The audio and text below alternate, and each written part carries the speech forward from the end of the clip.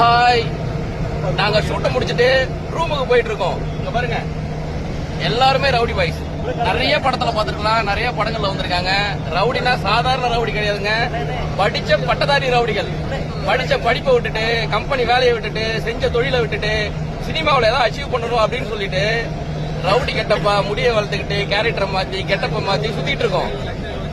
எங்களுக்கு சம்பளம் கம்மி தான், ஆனா சந்தோஷம் அதிகம். என்னைக்காச்சும் ஒரு நாளைக்கு சினிமாவில் சாதிக்கணும் அப்படின்றது இவங்களோட அச்சீவ்மெண்ட்.